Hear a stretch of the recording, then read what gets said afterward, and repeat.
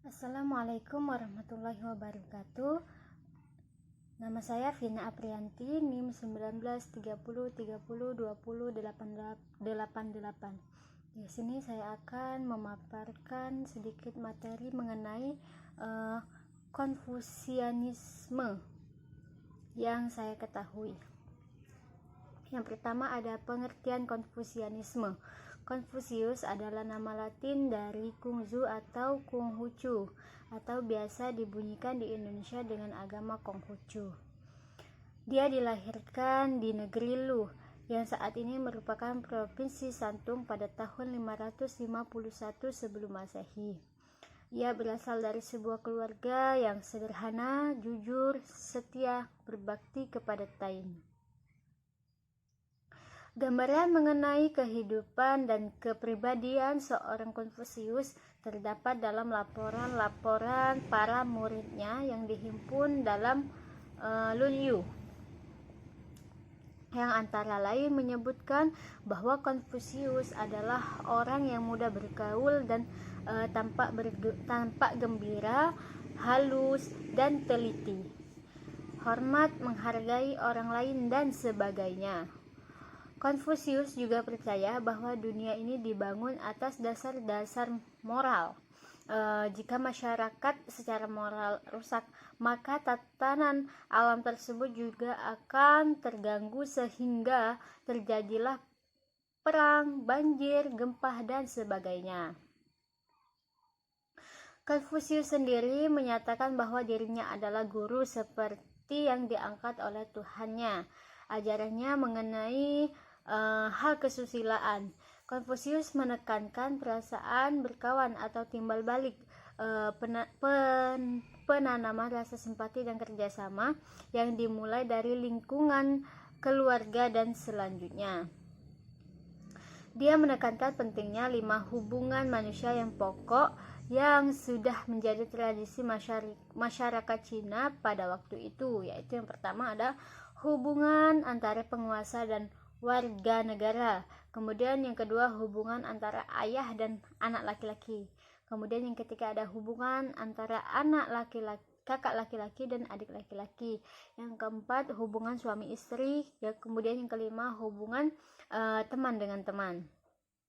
Kemudian selanjutnya yang kedua ada filsafat ajaran Konfusianisme.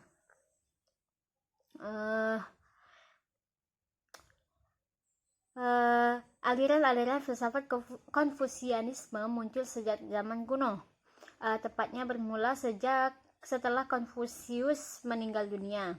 Para murid-murid Konfusius kemudian menempuh jalan sendiri-sendiri dalam menyebar luaskan ajaran Konfusius.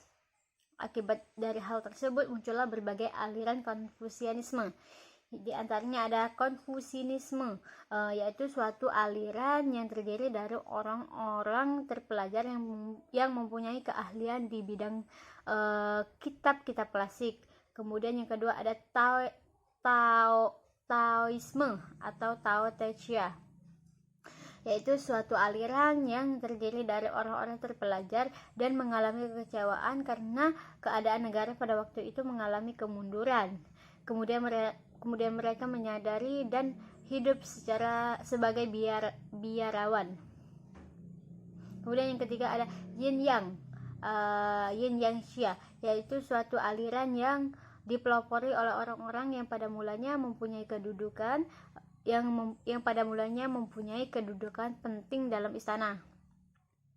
Kemudian yang keempat ada Mohisme atau Moxia, yaitu suatu aliran yang terdiri dari kelompok kaum kesatria yang telah kehilangan kedudukannya. Yang kelima ada dialektisme, yaitu aliran dialektisme dikenal juga dengan sebutan aliran nama-nama. Aliran ini dipelopori oleh orang-orang yang ahli dalam bidang debat dan pidato.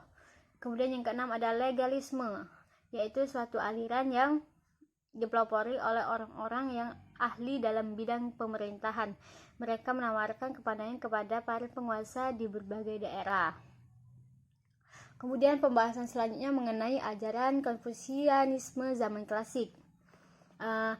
Periode antara tahun 550 sampai 200 sebelum Masehi dalam sejarah dikenal sebagai zaman klasik yang melahirkan ratusan filsuf yang secara umum terbagi atas 6 mazhab.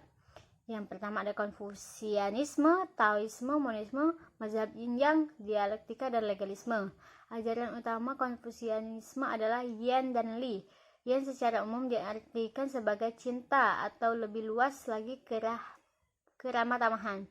Kemudian sedangkan Li dilukiskan sebagai gabungan antara tingkah laku, ibadah, adat kebiasaan, tata krama, dan sopan santun.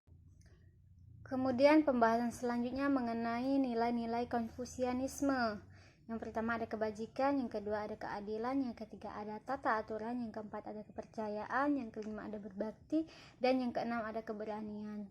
Mungkin itu saja yang bisa saya sampaikan, kurang lebihnya saya mohon maaf. Wabillahi taufiq wal hidayah. Wassalamualaikum warahmatullahi wabarakatuh.